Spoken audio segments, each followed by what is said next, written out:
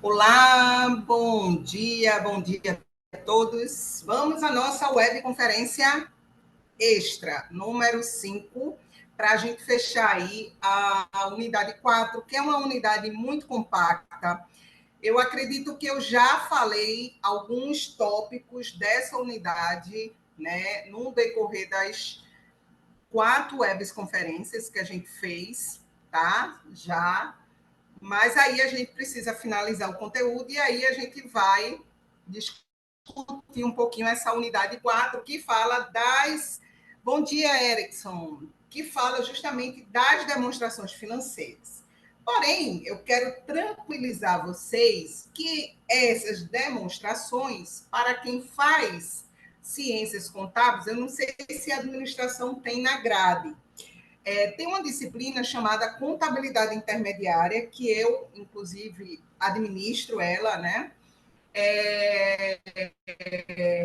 Bom dia, Lucas. Essa disciplina, ela vai tratar com vocês bem de forma particular essas demonstrações. Então, qual seria o objetivo principal desse conteúdo agora no momento? É que vocês entendam a importância dessa demonstração, o que é que ela quer passar.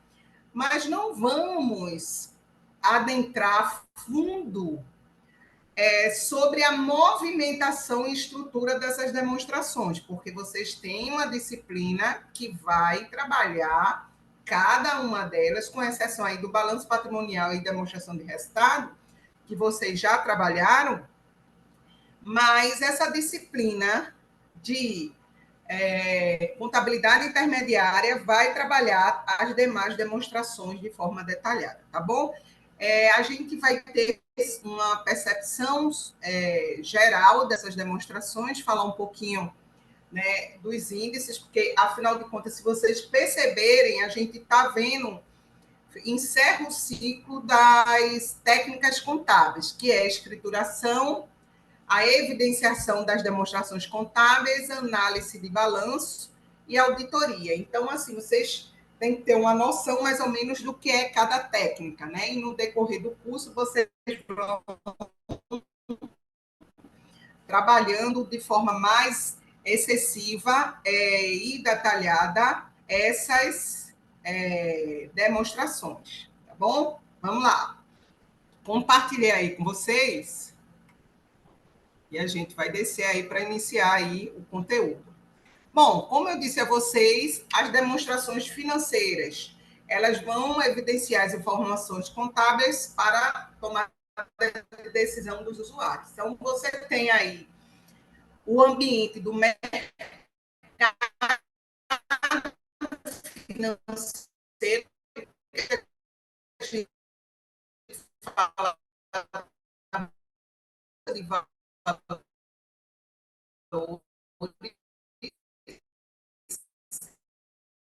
esse ambiente, as empresas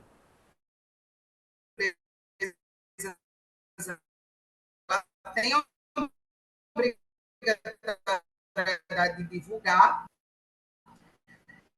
No geral, as sociedades anônimas, tanto dentro do mercado financeiro, mas ela tem obrigatoriedade. Entidades sem fins lucrativos devem ter essa transparência, tem a obrigatoriedade de informar e evidenciar o erro, tá?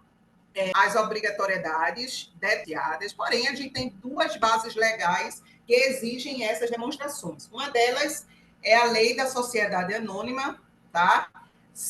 A 6.404, que foi alterado pela 11.638, elas vão relatar as demonstrações de caráter obrigatório para as empresas brasileiras, enquanto que as normas e pronunciamentos contábeis declaram as demonstrações obrigatórias para as empresas sociedade anônima internacional padronizada. Então, para que as empresas brasileiras atendam as duas bases legais, então ela tem que publicar o universo, ou seja, o que é solicitado lá pela lei da sociedade anônima e pelas normas e pronunciamentos. Existe diferença um pouco, mas você consegue abranger todas elas. Vamos lá.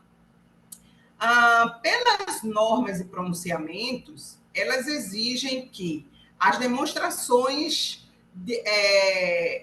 no caso, todas as demonstrações, aqui eu vou dizendo, e vocês vão anotando aí do lado, né?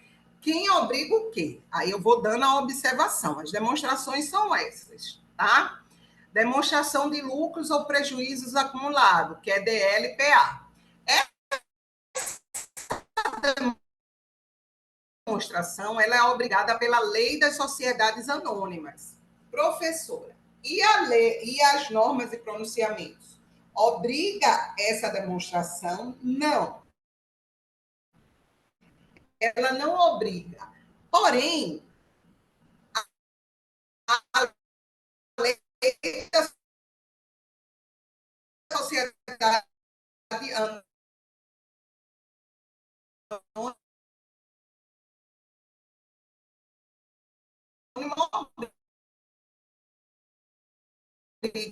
então, teoricamente, as empresas aqui, a DLPA é uma demonstração que já está contida dentro da demonstração das mutações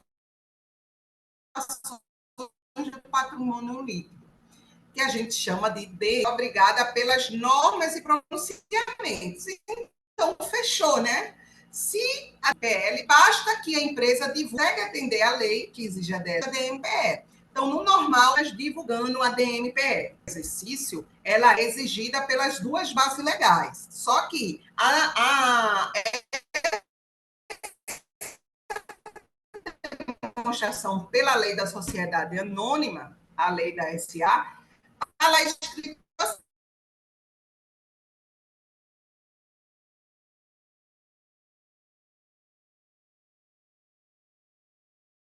assim, ó, demonstração do resultado do exercício.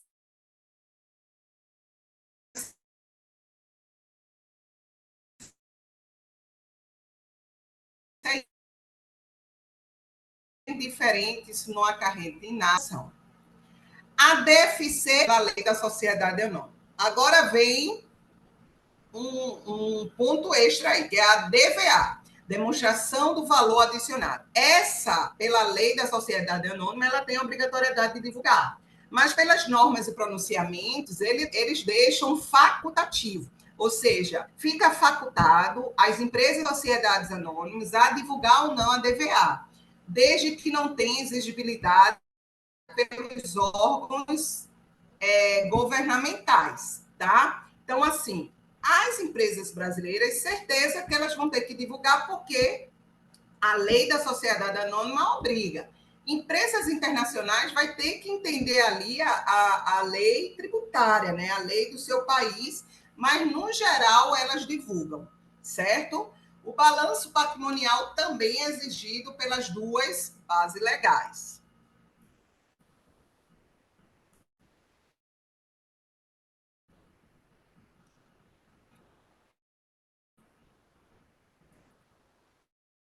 E aí, ainda tem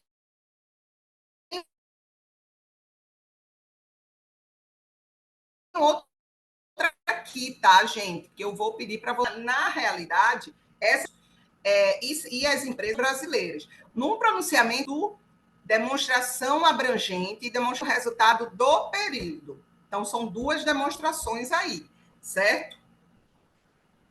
Aí vamos falar um pouquinho de cada uma, para que vocês entendam. A DLPA é uma demonstração que está contida dentro da DMPL, eu vou mostrar em que parte ela vai estar contida, e é uma demonstração que ela vai mostrar a destinação do resultado líquido da empresa. Se der lucro, você vai ter um trabalhozinho aí para divulgar a DLPA. Mas se a empresa der prejuízo, normalmente a DLPA ela é constituída apenas pelo prejuízo. Quando a empresa dá lucro, e esse prejuízo é direcionado para o patrimônio líquido, diminuindo o seu valor. Mas quando a empresa dá lucro, né, automaticamente esse lucro é destinado para o patrimônio líquido e esse lucro, após estar no patrimônio líquido, recebe os seus destinos, que são dois. Eles podem distribuir lucros ou dividendos, distribuição de lucro ou dividendos, né, para as sociedades anônimas, e constituir reserva. Ou ele pode fazer um ou outro, ou os dois. Mas o destino são dois: constituição de reservas de lucro ou distribuição de dividendos ou lucros, tá? Quando você pega o lucro e destina para reserva, tá? Existem as reservas de lucro, que eu já falei para vocês quando ensinei lá o patrimônio líquido. Essas reservas de lucro, elas só podem ser constituídas pelo lucro, já está dizendo. A primeira dela é a reserva legal. Também falei da reserva legal para vocês, tá? Essa reserva legal é a primeira reserva a ser constituída e é de caráter obrigatória. Ou seja, uma sociedade anônima, ela precisa constituir ao menos uma reserva legal. Então, é constituir a reserva legal e depois, sim, ela pode distribuir os dividendos, né? Ou constituir outras reservas. Só que essa reserva legal, ela tem um fator limite, tá? Primeiramente, ela tem um percentual aplicado único, que é 5% sobre o lucro líquido. As demais reservas de lucro não têm um percentual exigido, apenas essa, tá? Esses 5% a empresa vai constituindo anualmente até chegar ao limite do capital social em 20%. Vamos dar um exemplo. Vamos supor que o capital social seja 100 mil reais. E aí a empresa tem que constituir a reserva de lucro até o valor de 20 mil reais. Ela vai constituindo 5% do lucro, vai, até chegar aos 20 mil. Quando ela chegar a 20 mil, ela para de constituir a reserva de lucro. Legal, tá? As demais reservas, eu já falei para vocês sobre elas, que a empresa ela pode constituir, porém, deve deixar isso constado no estatuto social da empresa, antes da sua constituição. Então, terminou o período, faz a Assembleia Geral e define quais as reservas vão ser constituídas. Reserva estatutária é aquela que, normalmente, a empresa ela vai fazer melhorias, né, algum gasto programado, e aí vai estar dentro do estatuto, determinando o percentual do lucro que ela vai ter que colocar para fazer mudanças de maquinário ou algum tipo de reforma, né? A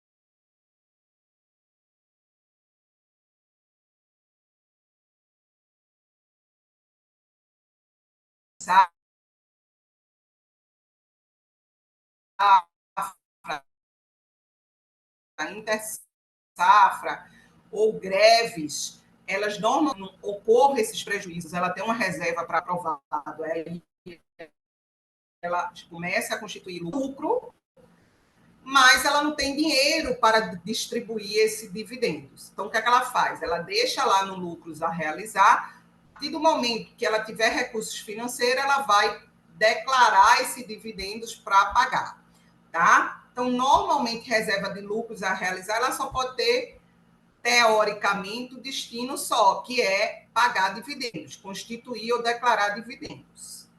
Incentivos fiscais é quando o governo ele faz algum tipo de doação para a empresa, né? Então, o que é que acontece? Ele doa um terreno, esse terreno para a empresa gera-se uma receita de doação. Essa receita ela vai aumentar o lucro, porém, o governo não pode usar esse lucro para distribuir dividendos. Então, o que é que ele faz? Ele constitui essa reserva pelo valor da receita gerada. Ele tira da lucratividade tá?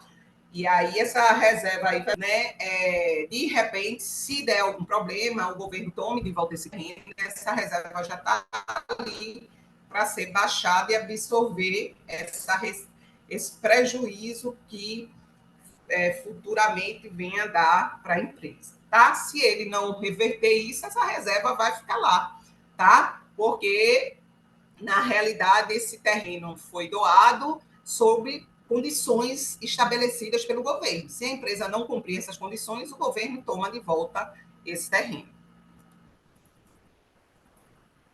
Bom, a reserva de capital não é uma reserva de lucro, mas já falei para vocês quando conversei sobre patrimônio líquido, né? Essa reserva de capital ela vai estar contida na DMPL. Eu vou mostrar onde, tá? Porque a DMPL vai mostrar a variação do patrimônio líquido. É uma conta que destina-se do patrimônio líquido e, como vocês sabem, são aquelas receitas que não transitam pelo resultado, como é o caso de ganho de vendas das suas próprias ações, de venda de ações de tesouraria. Então, esse assunto foi dado lá na unidade 3, tá? Essa reserva de capital também ela pode servir para o quê? Se eu tenho reserva de capital constituída, eu posso proteger meu capital social, ou seja, aumentar o meu capital social com ela. Eu posso compensar os meus prejuízos ou absorver meus prejuízos, tá? Eu posso, através dela, também destinar para pagamentos de dividendos apenas para acionistas preferenciais, que são aqueles acionistas que não têm direito a voto na Assembleia Geral, mas têm direito apenas ao pagamento de dividendos, tá? Que mais?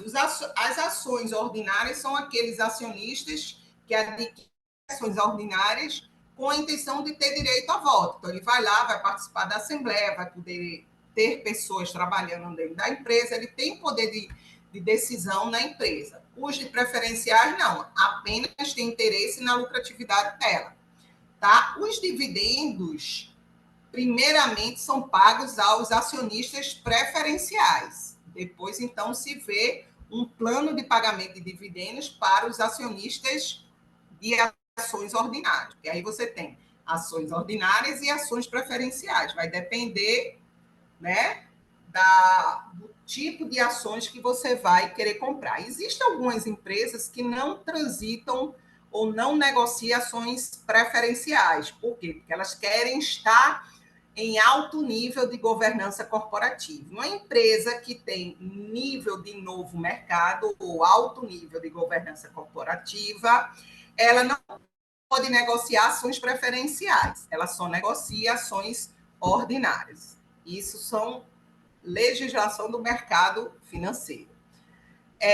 Outra particularidade que eu também falei para vocês, quando o estatuto social ele é omisso para pagamentos de ações preferenciais, por exemplo, tem que ser estabelecido 50% do lucro ajustado para pagamento de dividendos de ações preferenciais, tá bom? Isso aí é da legislação.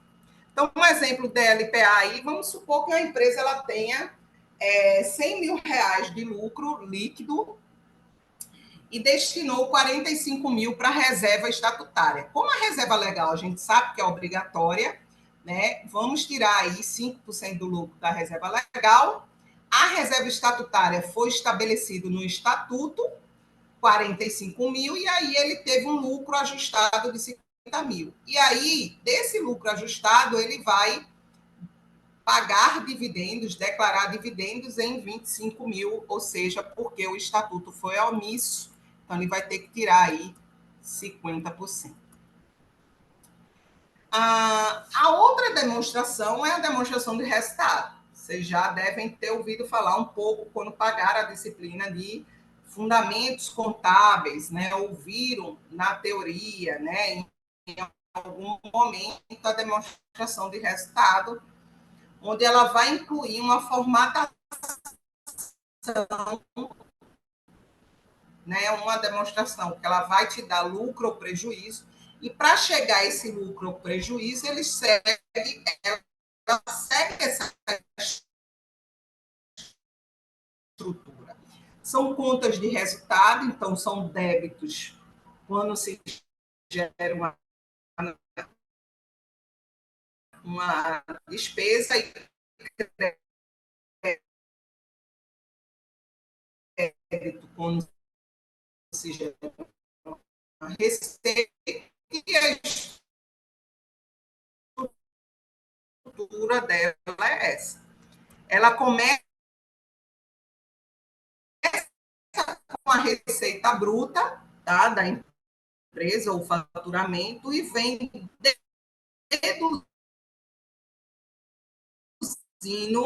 primeiramente das deduções, e aí vai entrar ICMS, vendas, tá? Entra tudo isso aí. Já estão inclusos nas notas fiscais deduções, assim chamadas.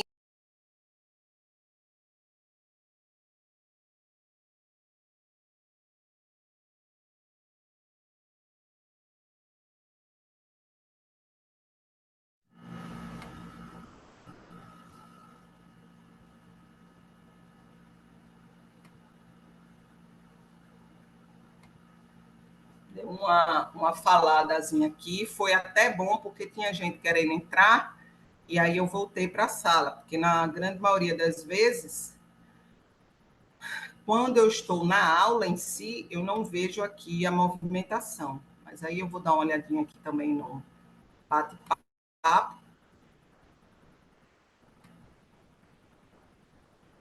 Ah, tá com um pouco de travamento. Tá com um pouquinho, mas eu acho que agora voltou, porque não está colocando nada aqui para mim.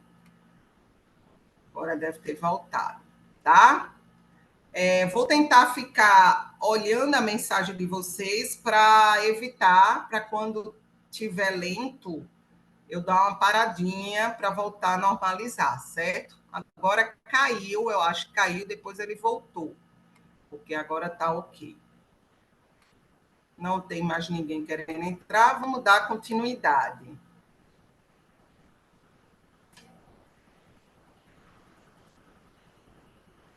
Agora tá ok, gente? Estão conseguindo me ouvir melhor?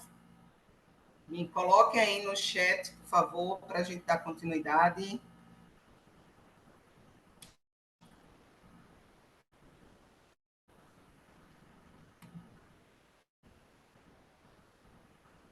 Estão conseguindo ouvir? Estão conseguindo ver? Vou compartilhar, né? Que deve ter caído o compartilhamento.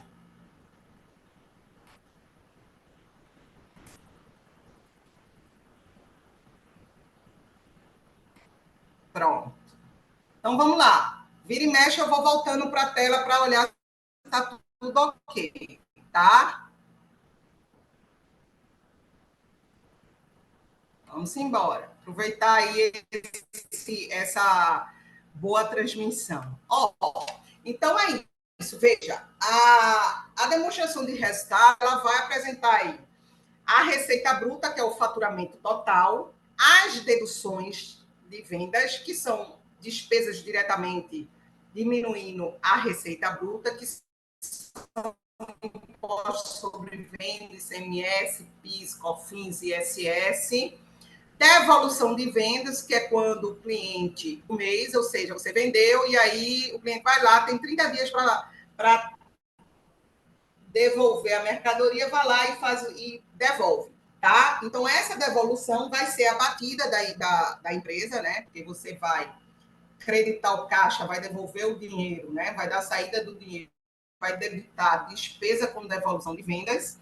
Abatimentos é quando uma mercadoria tem algum tipo de alvaria, e aí o cliente solicita abatimentos da empresa, também é um tipo de despesa, e descontos e condicionais é aquele desconto que já vem na nota fiscal. E aí a empresa dá abatimento por vendas ou algo de negociação dessa venda. Né? E aí, com isso, depois que eu faço essas deduções, eu vou ter a receita líquida, tá? Essa receita líquida aí, essa receita líquida aí, vai ser o quê? O faturamento bruto, a receita bruta, menos todas essas deduções. Então, é importante que quando se perguntar assim, qual o valor da receita líquida? Bote na cabecinha de vocês que será o faturamento ou a receita bruta menos essas deduções que eu falei.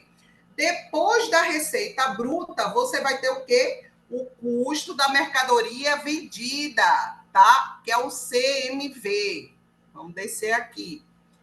Ó, o custo da mercadoria vendida nada mais é que, se for comércio, revenda, o custo da mercadoria vendida vai ser o preço de entrada dessa mercadoria que foi vendida. Vamos supor que eu venda celular. Eu vendi o celular por 1.000, mas o preço que eu compro ao meu fornecedor é R$ 500. Então, qual é o CMV desse celular que eu vendi de 1.000? R$ 500. E qual é o lançamento que eu vou fazer? Vou debitar custo da mercadoria vendida, que é um tipo de despesa, e vou baixar lá ou creditar o meu estoque lá no ativo. Tá? Então, as baixas de estoque se dão através do CMV. Tá? Professor, e se for indústria? Aí o custo é muito mais complicado, né? Você tem que formar o custo através de um critério de custeio. E aí, quando se pagar gestão de custo ou qualquer disciplina de custo, vocês vão aprender isso. Tá? Como é que se forma um custo, tá, de uma indústria?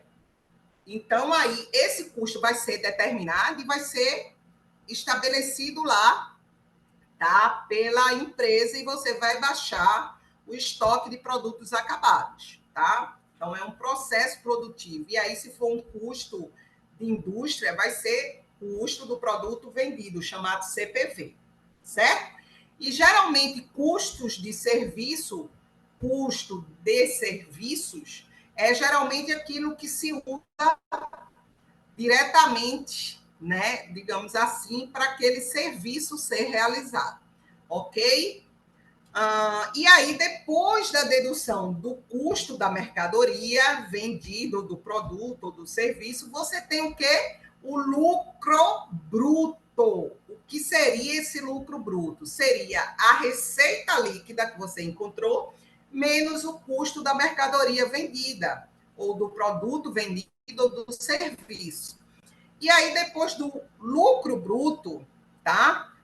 E aí eu digo mais uma vez, as questões são danadinhas para perguntar isso. Qual o valor do lucro bruto? E aí você vai ter que fazer todo esse processo aí de receita menos deduções menos CMV. Ou receita líquida menos CMV.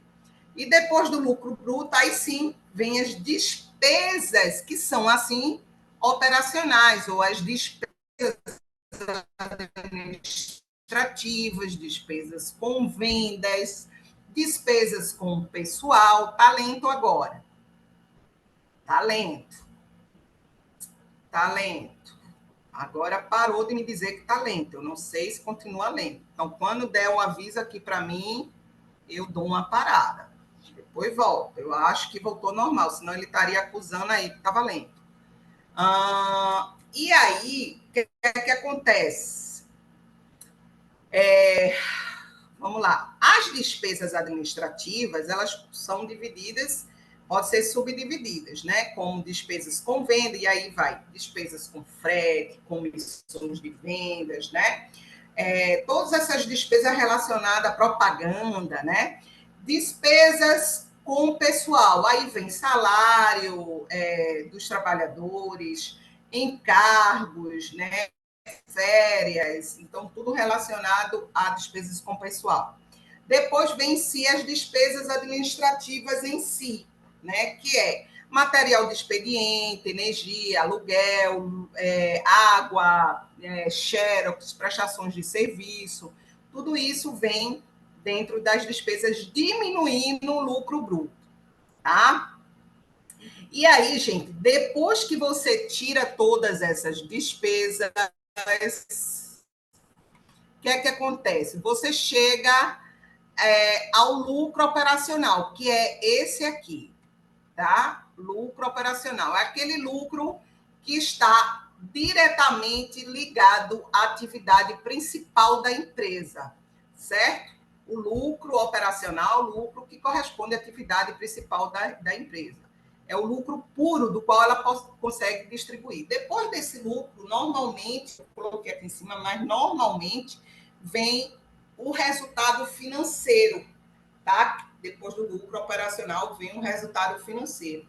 O que é esse resultado financeiro? São as receitas financeiras, que aí pode ser rendimento de aplicação financeira, que a gente viu, tá? Ou um desconto obtido que a empresa teve, né? Um juros recebido. Isso pode ser uma receita financeira. E aí eu vou subtrair das minhas despesas financeiras, que pode ser juros pagos, descontos concedidos, tarifas bancárias. Então, eu vou fazer receitas financeiras menos despesa financeira, eu vou ter o resultado financeiro. Esse resultado financeiro eu vou subtrair do lucro operacional, tá? Subtraindo aí do lucro operacional, eu ainda vou ter outras receitas ou outras despesas. Pelo amor de Deus, o que é isso, professor?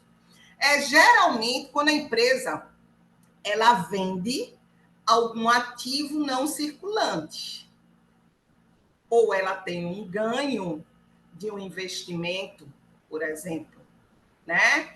Ela participa de uma empresa e aí essa empresa que ela tem ações dá lucro e ela recebe dividendos desse lucro. Isso gera uma receita para a empresa. Tá? E essa receita aí é tido como outras receitas. Porque esse grupo de outras receitas e despesas são receitas e despesas que são originárias do ativo não circulante. E aí pode ser mais o quê? Vamos supor que eu venda um imobilizado meu, uma máquina antiga que eu quero vender. Não era a minha intenção, ela trabalhou na produção, mas para que eu não jogue fora, eu vou lá e vendo. Quando eu vendo essa máquina, eu vendo a um valor inferior ao valor que está lá na minha contabilidade. A máquina está lá num valor de 20 mil, eu vendo ela a 10 mil. Então, eu perdi aí 10 mil reais. E essa perda ou despesa que eu tenho em relação à venda do meu ativo entra como outras despesas aí. Tá certo? Então, as despesas oriundas das negociações do ativo não circulante vai para outras despesas ou outras receitas. E aí eu também posso colocar aí o resultado. Quem deu mais? Foram as receitas ou outras despesas? E aí eu vou diminuir também do meu lucro operacional. Depois disso, finalmente eu chego ao meu lucro antes do imposto de renda, antes dos impostos sobre lucros, assim chamados, que a gente chama ele de LAIR. O que é o LAIR? É o lucro antes do imposto de renda. Né? Então, você vai pegar o lucro operacional, somar ou diminuir pelo resultado financeiro ou outras receitas e outras despesas, o resultado de outras receitas e outras despesas, tá? E aí você tem o LAIR, é a lucratividade antes do imposto sobre o lucro, tá? Os impostos sobre lucro, que a gente chama de provisão do imposto de renda sobre lucro, também tem ela a provisão de contribuição social sobre o lucro. Existem dois impostos sobre o lucro, o imposto de renda e a contribuição, tá? Então, eu vou subtrair do LAIR essa provisão do imposto de renda e da contribuição social. Depois que eu fizer isso, finalmente eu tenho o lucro líquido do período. E é esse lucro líquido que eu vou destinar para reservas de lucro ou para pagamento de dividendos, tá? Então, essa aí é a demonstração de resultado. Elas são originárias de contas de resultado, receita, custos e despesas, tá? E são movimentadas sempre, sempre juntamente com o balanço patrimonial. Então, quando você debita uma conta de despesa, automaticamente o crédito vai ser uma conta lá do balanço patrimonial ou uma conta patrimonial. Se você acredita uma conta de receita, balanço patrimonial ou partida desses grupos do patrimonial, tá certo? Esse debita o lucro pelo valor total, poder transferir esse saldo para o patrimônio líquido. E a partir daí, a gente destina ou para reserva de lucro ou para declaração de pagamento de dividendos, tá? Então, é assim que funciona na contabilidade. Aqui está um exemplo. As receitas líquidas são deduzidas aí das deduções, imposto sobre venda, devoluções, abatimentos, o custo da mercadoria vendida e vem um lucro bruto. Depois vem as despesas que são ligadas à atividade operacional, administrativa, com vendas, tá? E aí a gente vai diminuindo o que tem que para ser diminuindo, outras receitas, outras despesas, resultado financeiro e a provisão do imposto de renda e contribuição social. Por fim, a gente tem o lucro líquido a ser destinado. Beleza? Voltando aqui para vocês, alguma dúvida em relação a isso? Normalmente, quem paga fundamentos contábeis vê bastante coisa aí também dessa demonstração. Certo? Vamos lá. Então, nenhuma dúvida, seguimos. Para finalizar, certo? A gente vai com a temática chamada análise de balanço. Depois que eu faço todas essas demonstrações, na realidade não é finalizar ainda, a gente ainda tem outras demonstrações para falar. Depois que eu faço o balanço e a demonstração de resultado, eu vou analisar os resultados. Também existe uma disciplina que vocês vão trabalhar em particular, que é análise de balanço, análise das demonstrações contábeis. Tudo isso aí vocês vão ver de forma bem detalhada, é só para vocês entenderem que existe. As análises de balanço são várias, só que as principais aqui que vocês veem nessa quarta unidade é a análise vertical, ficou lento. Vamos lá. É a análise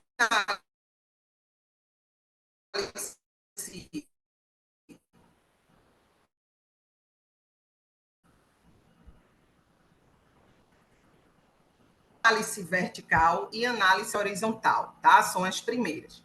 Análise horizontal sempre será como a comparação dos anos, tá? Então, sempre você vai pegar o ano atual, você está comparando aí 2023 com 2022. Então, você vai em cada conta do balanço para você saber a evolução dessa conta. Vou analisar, fazer uma análise horizontal da conta caixa. Então, eu vou pegar o ano 2023 do caixa e dividir pelo ano anterior, tá? Então, quando eu faço o ano atual dividido pelo ano anterior, eu vou ter o percentual de evolução, tá? Aí vamos supor que eu tenho uma evolução de 120, ó.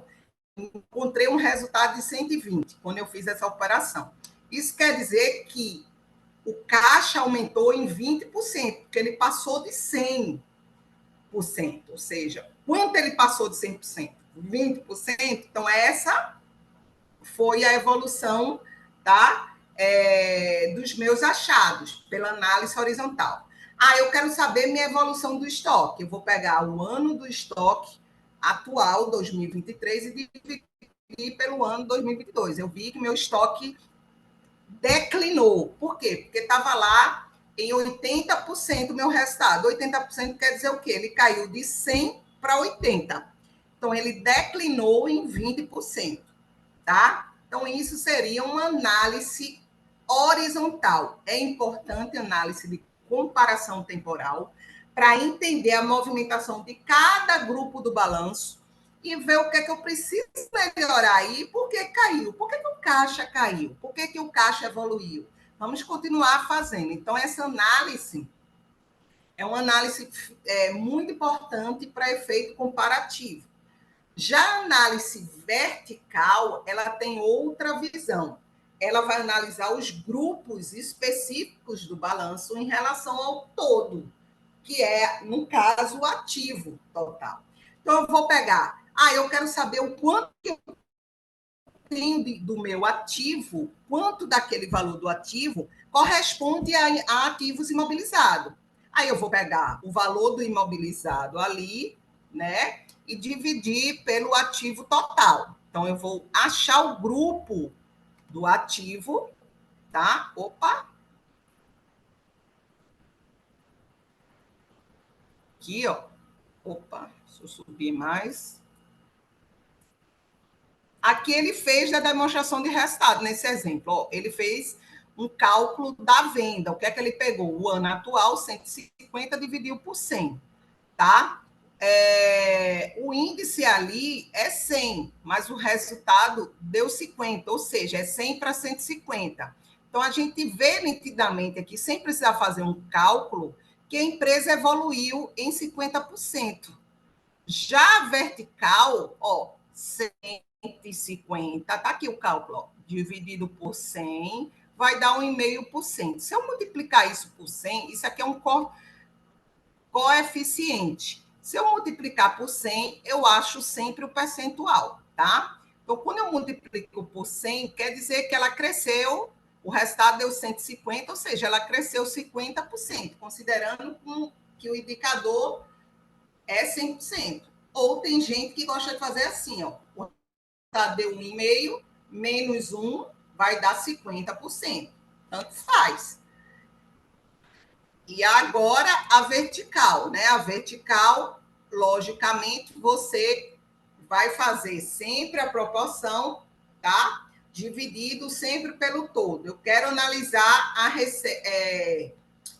na vertical, na demonstração de resultado, ele só tem uma diferença com balanço. Qualquer conta que você estiver analisando lá da demonstração de resultados, sempre você vai dividir pela receita líquida. A receita líquida é o todo.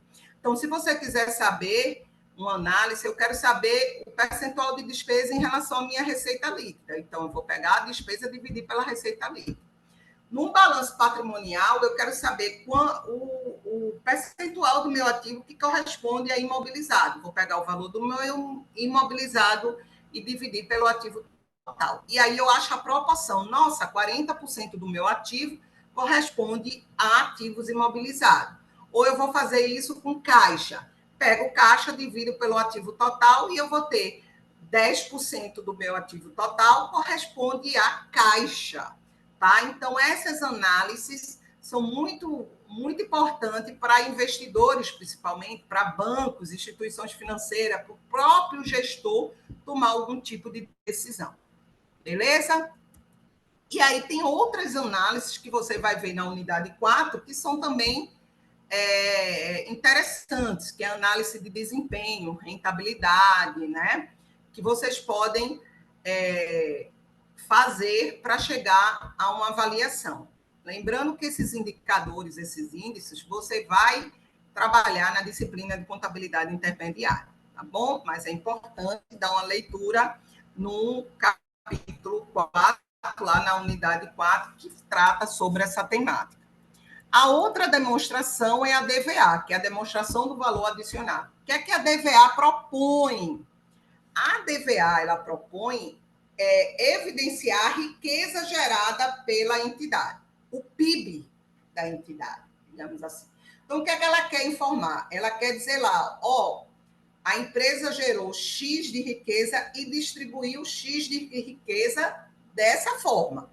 Parte para o governo, parte para os funcionários, parte para os sócios, parte para remunerar o capital, tá? De terceiros. Então, ele vai detalhar para onde ela distribuiu essa riqueza. É uma demonstração muito importante, porque o usuário começa a entender a política da empresa no que tange à sociedade, à sustentabilidade, a próprias ações, porque vai estar lá o quanto que eles distribuem, né? E qual a capacidade de gerar riqueza que ela tem.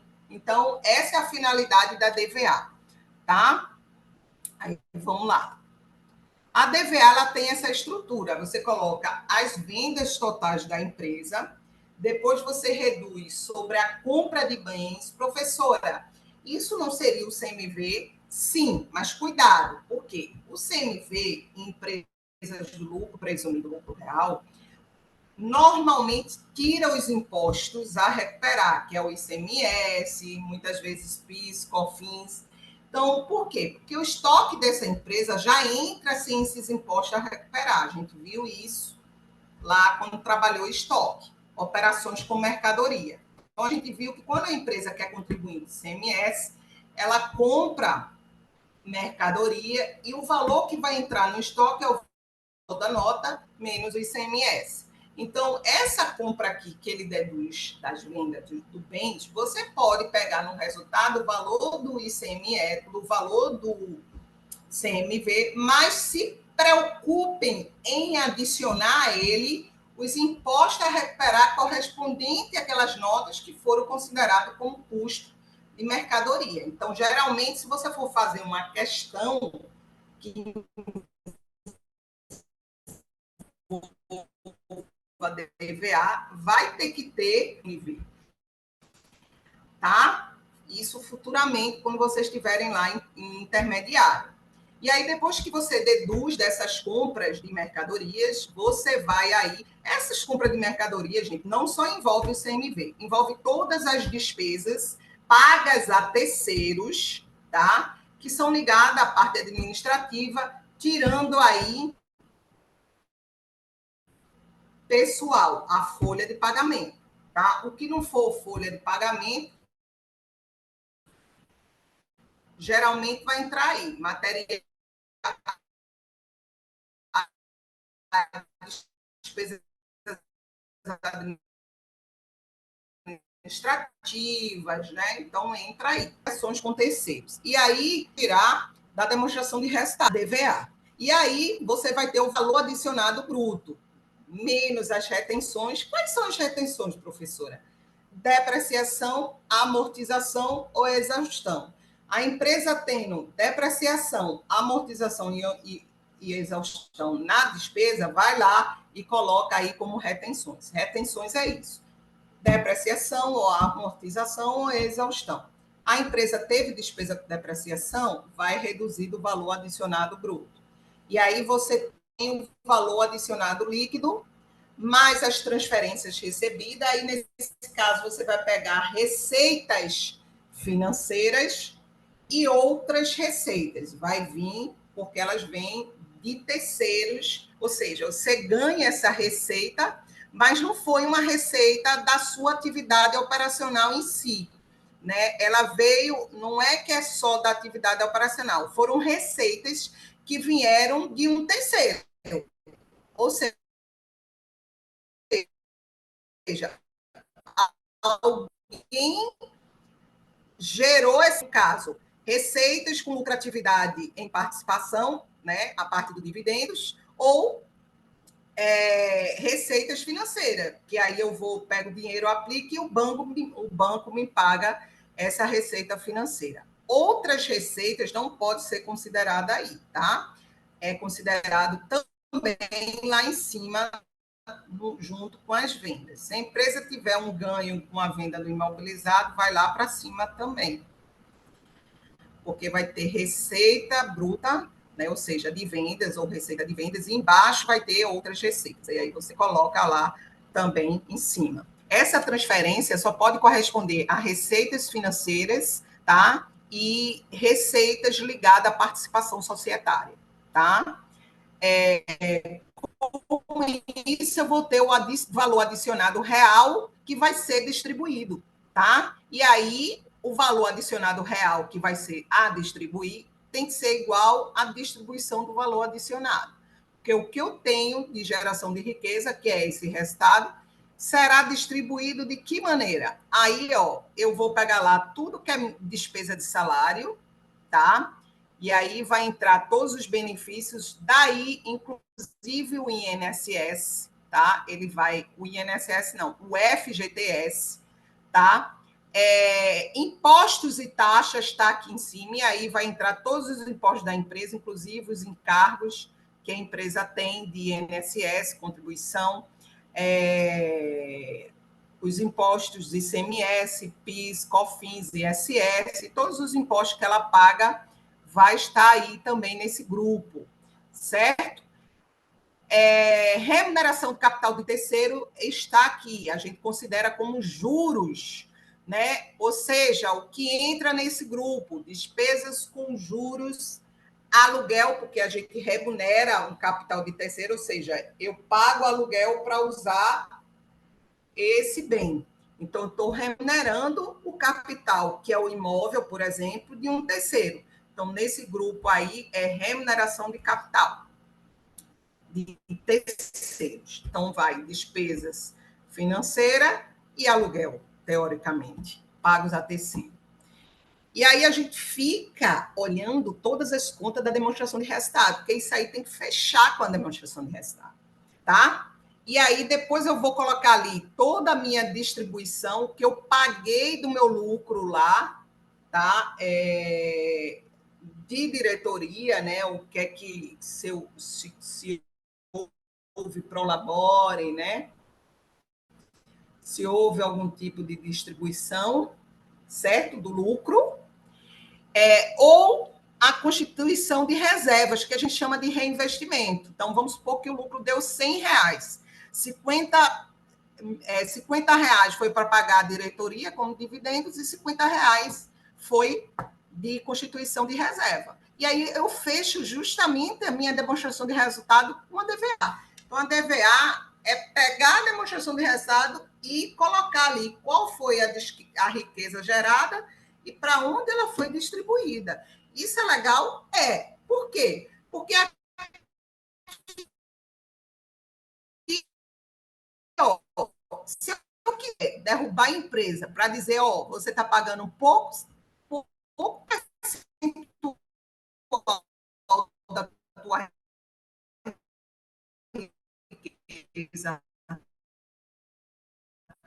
gerada para ter os funcionários. Então, eles, para o sindicato, usam muito essa declaração, vão lá, vão analisar a riqueza gerada pela empresa e depois que ele analisa, ele vai discutir, ó, apenas X% foi direcionado e Y% está sendo para vocês, para a diretoria. Então, vamos ver isso aí, que a empresa tem capacidade de aumentar esse dissídio coletivo. Então, o pessoal de greve pega demais essa demonstração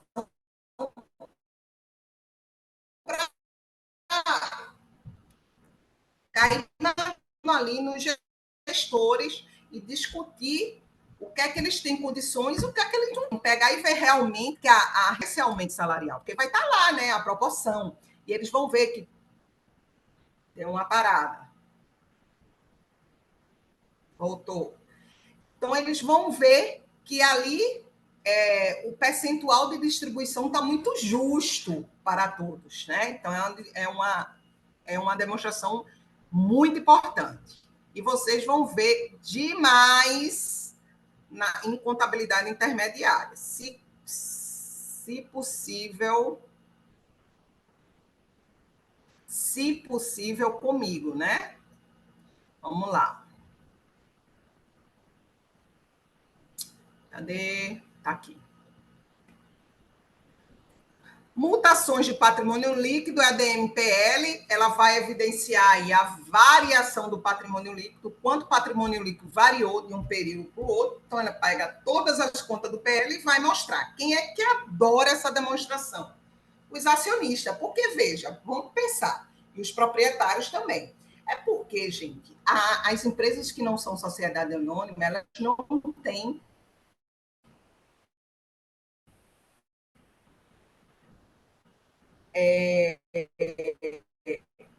muita ou de ter, está bem estável mesmo essa internet hoje.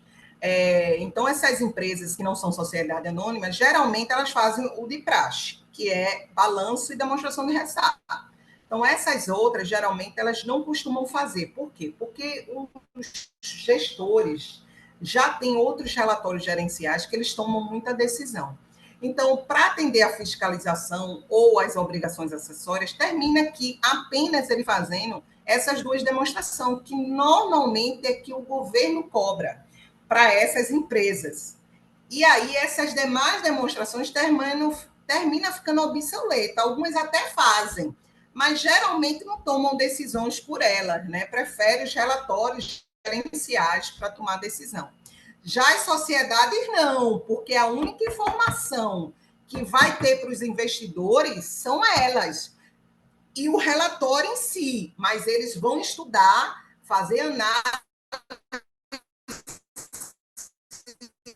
fundamentalistas em cima delas, análises históricas em cima delas.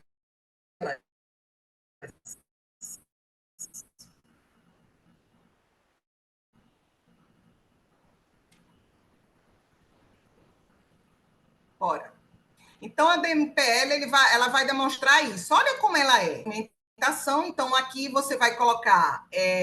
eu nem tenho um pilotozinho aqui, né? Aqui eu não tenho esse artifício, não.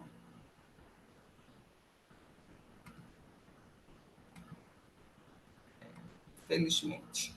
Então, você vai colocar aqui saldo inicial em 2023 do patrimônio líquido. Aí, digamos que eu tenha R$100 aqui do patrimônio líquido, tá?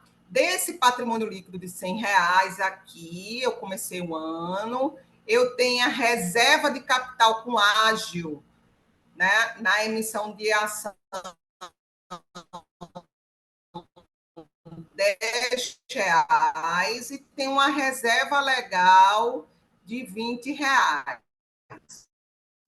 Meu total do patrimônio líquido no início do ano vai ser 130, ação do ano 2023. A primeira, nessa coluna aqui, onde tem lucros acumulados, e coloco o meu lucro líquido do ano. Vou dizer que deu R$500. E olha aqui para cima, essa coluna de lucros acumulados é a DLPA, por isso que eu não preciso publicar ela em separado, porque a DMPL já traz ela. Aí eu vou colocar R$500. Desse R$500, 250 eu coloco como tiro daqui, diminuindo, e coloco aqui, ó, movimentações, constituição da reserva legal. E vou na coluna, diminuo do meu lucro de 500, R$250 e coloco 250 não, R$25, né? E venho para cá, para a reserva legal. Então, eu tiro daqui e somo aqui, ó. Eu faço uma permuta. Tiro do lucro e somo na coluna da reserva legal. Depois eu digo que vou fazer só mais uma reserva, que R$25 também vai para a reserva estatutária. Eu coloco constituição de reserva estatutária na movimentação, vou para a coluna de lucros, tiro do lucro R$25, diminuindo aqui entre parênteses, e coloco aqui na coluna da R$25, somando da coluna da estatutária. E, por fim, distribuição de dividendos. Eu vou colocar aqui distribuição de dividendos, R$450. E aí o lucro zerou todinho. Tá vendo? Tiro daqui. E eu boto aonde, professora? Não boto em canto nenhum, eu só faço tirar, porque o lucro, eu vou debitar o lucro, creditar dividendos a pagar no passivo. Então, não é nenhuma conta do PL, por isso que ele só tira. Então, dessas contas que eu retirei o lucro, só uma impacta o patrimônio líquido de forma negativa, que é a distribuição de dividendos. O resto não impacta em nada o patrimônio líquido. Quer ver? Veja o resultado que vai ficar final do saldo final do patrimônio líquido. Aí, terminei de fazer isso, eu vou colocar saldo final de 2023. Aí eu vou puxar um total das colunas e das linhas. Ó. Capital social 100, reserva de lucro, eu nem me lembro mais quanto eu coloquei no início. Eu vou somar com 25, eu acho que foi 10, né? Não lembro. Vamos supor que ele tinha 10 aqui. e aí entrou 25, aí vai ser 35, 25 na estatutária e o lucro aqui zero. Não, aí aqui o lucro zero, eu vou somar as linhas agora, tá? E aí as linhas, eu vou somar o saldo inicial, 110, mas o lucro do período, certo? R$ 500. E as constituições da reserva vai zerar, porque eu vou ter um negativo aqui, um positivo na reserva legal, vou ter um negativo e um positivo do mesmo valor na estatutária, então eu zero, tá? Porque eu não fiz permuta, só diminuiu, tá? E o total que eu cheguei aqui, somando o lucro, diminuindo dividendos com o saldo inicial, vai ser o saldo final aqui embaixo do patrimônio líquido. E aí, gente, o total das colunas tem que bater com o total da linha. Então, se eu somar tanto horizontalmente, tem que bater com o valor da vertical. Então, esse ponto aqui é o ponto-chave, que vai ser o ponto, o saldo final do patrimônio líquido. Então, perceba que o patrimônio líquido na DMPL, ele está aqui de forma horizontal, ou seja, ele vai colocar todas as contas horizontalmente e vai fazer toda a movimentação dela do ano para que os acionistas vejam e os investidores também vejam e possam tomar decisões. Olha, que bacana, essa empresa, ela sempre paga dividendos, né? Ela constitui as reservas de lucro, então é uma empresa que tem programação, né, para evitar prejuízos futuros. Então dá para você tomar muita decisão em cima dessa demonstração, certo? Também será bem tratada lá na contabilidade. Olha um exemplo, pronto. Da contabilidade intermediária, ó. Aqui, ó, só tem um exemplo de movimentação. Olha que legal, tem um novo exemplo aqui, ó. A empresa fez um aumento de capital com a reserva estatutária. Ela utilizou a reserva estatutária para aumentar o capital social. Aí vê como é que fica. Ela tirou daqui, ó, como eu estava fazendo com lucro, e colocou dentro do capital social. Ela permutou. Aí o capital social passou a ser 8 mil e a reserva estatutária passou a ser 500. E aí o saldo final do ano ficou em 8.500. Aí é só um exemplo, né? Para vocês verem a transitação. Aqui vai ter a movimentação, né, do ano. E colunas é a movimentação de cada ponto, tá? Então é assim que funciona a DM. Por fim, a demonstração do fluxo de caixa. A DFC também vai ser trabalhada e ela é bem tranquila. A DFC, você sempre vai colocar lá, o que é que ela vai evidenciar? A variação da disponibilidade de um período para o outro. Vamos supor que a empresa variou com desculpem, caixa, banco e aplicação financeira. De um ano para o outro, teve uma variação de aumento de R$ 1.000. Então, a tua DFC vai ter que ser R$ 1.000. Ah, professora, entendi. O saldo da DFC é o saldo da variação da disponibilidade de um ano para o outro? Sim. Eu quero saber o quanto que variou e o que é melhor. Eu preciso entender quanto foi de variação de cada tipo de atividade. Por isso que a DFC, ela separa em 3 atividades. Então, ela faz entradas e saída de disponibilidade da atividade operacional, entrada e saída de disponibilidade da atividade de investimento e entrada e saída de disponibilidade da atividade de financiamento. Tudo aquilo que afetar o caixa, para mais, para menos, vai fazer parte da DFC. Se for algo, o que afetar o caixa, vamos supor, eu debitei caixa, creditei uma conta. Eu creditei o caixa, debitei uma conta.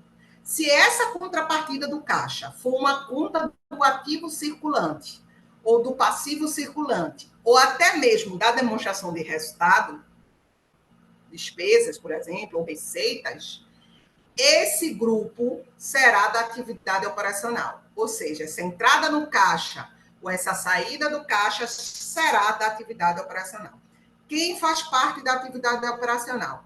Todas as entradas e todas as saídas da disponibilidade que tiver a contrapartida na ativo circulante, passivo circulante ou na demonstração.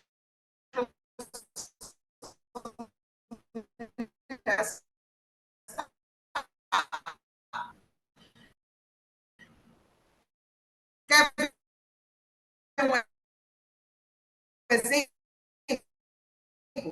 Comprei mercadoria à vista. Tirei dinheiro do caixa.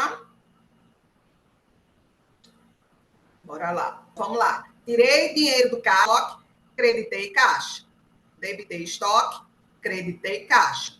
Então, a contrapartida do caixa foi bater aonde? Na conta de estoque. Que é o quê? Uma atividade operacional. Então, o que é que eu vou ter aí? Estou vendo, eu paro. Eu dou uma parada e seguro, tá? Então, gente, quando a contrapartida da disponibilidade bater no ativo circulante, passivo circulante e demonstração de resultado, isso faz parte de uma atividade operacional. Quer ver outro exemplo? Digamos que a empresa está demais.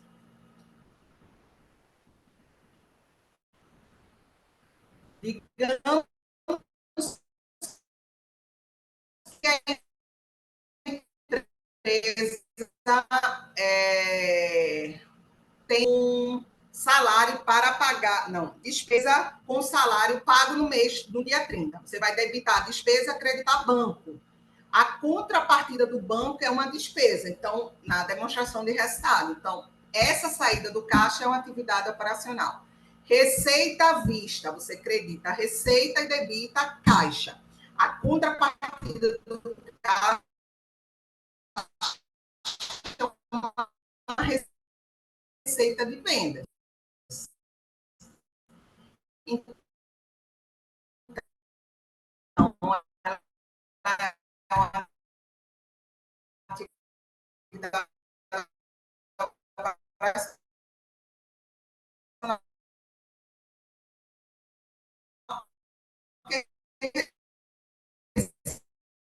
de vendas é da demonstração de resultado.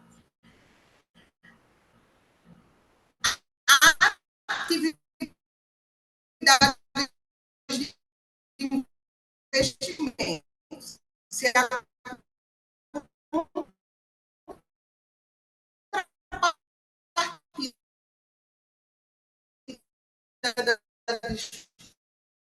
disponibilidade bater no ativo não circulante é uma atividade de investimento. Por exemplo, comprei à vista um imobilizado, creditei o veículo, creditei o banco, creditei a ação do grupo do ativo não circulante. Então, faz parte de uma entrada da atividade de investimento. Pronto. A atividade de financiamento, o que é que sobrou?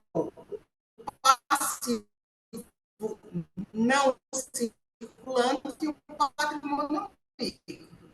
Se a disponibilidade afeta esses dois, é uma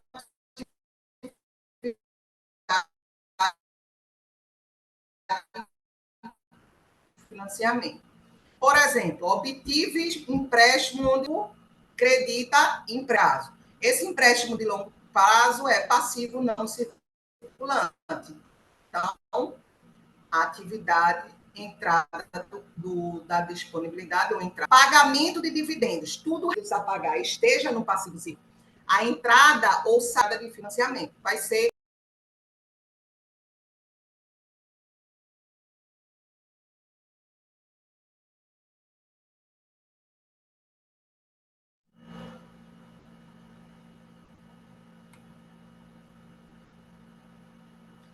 pessoal, estão vindo?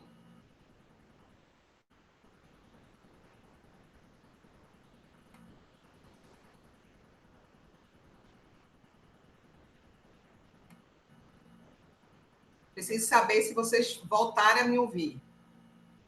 Voltaram a me ouvir, gente? Pronto. Então, tudo que é relacionado a sócios e a empréstimos, não interessa ele estar no passivo circulante, no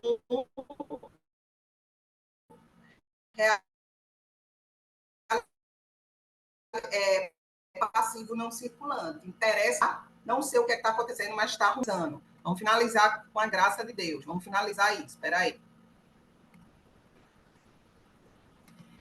Uma coisa a mais que eu quero falar para vocês é que existem dois métodos na demonstração de fluxo de caixa de você demonstrar isso, tá?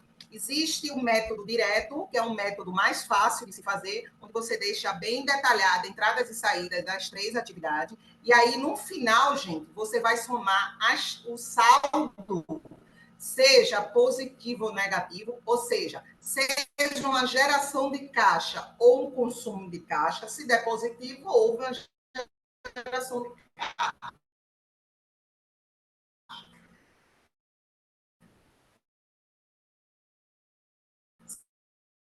Se o saldo dessa atividade der negativo, vai ter que dar exatamente, você achou uma variação de 1.000 entre um ano e o outro, vai ter que ser 1.000.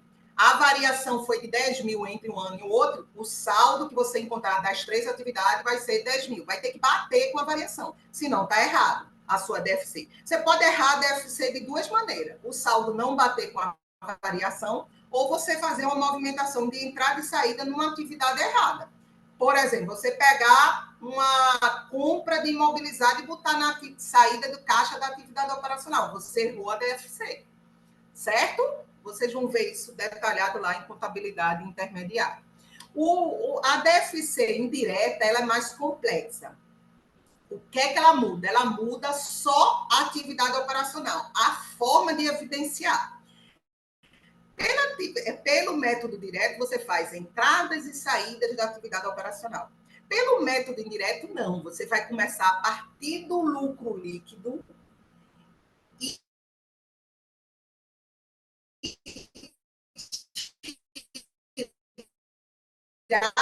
desse lucro tudo que não afeta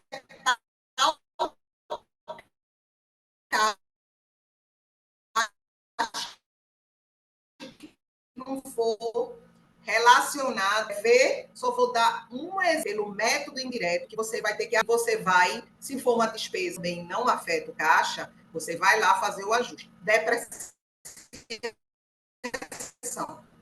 Despesa com depreciação. Não faz parte da atividade operacional. Então,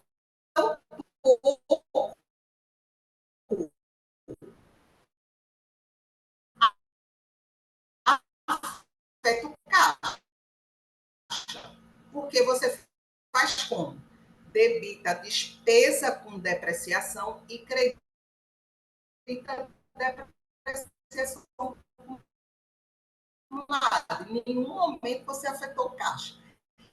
E também isso não é uma atividade operacional, seria de invaser.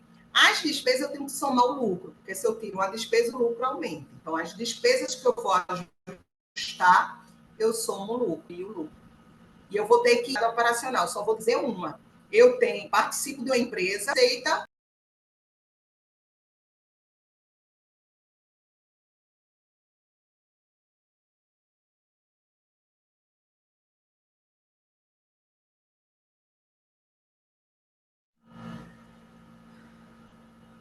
Então, vamos voltando. Vamos finalizar, gente, para acabar esse tormento. Então, isso quer dizer que essa lucratividade, esse ganho com a lucratividade de outra empresa é de atividade de investimento, né? Então, não faz parte da atividade operacional. E aí eu vou ter que ajustar, tá? Eu vou ter que diminuir do meu lucro essa receita que não é da atividade operacional, até chegar ao resultado da atividade operacional. Então, esse método é método do fluxo de caixa indireto, tá, gente? Indireto. Então, existem esses dois métodos. O caixa é feito dessas três maneiras, só atividades aqui para vocês. E terminamos, com a graça do meu bom Senhor, o conteúdo da unidade 4. Finalizamos tudo, tá? Não se preocupe com essas estruturas da demonstração, gente. Não vai ter questões para você estar evoluindo excessivamente a DVA, a DFC, porque tem uma disciplina para isso, tá? Você precisa só entender o que ela propõe, né? Quais são as demonstrações, o que é que a lei da sociedade anônima exige, o que é que as normas exigem, a finalidade de cada demonstração, tipos de métodos de DFC, que é direto e indireto, enfim, tá? Então, eu espero que vocês tenham gostado da nosso contato, das nossas trocas de conhecimento, tá? Espero ver vocês mais na frente, com certeza. Tá? Em outras disciplinas. Ah, e aí,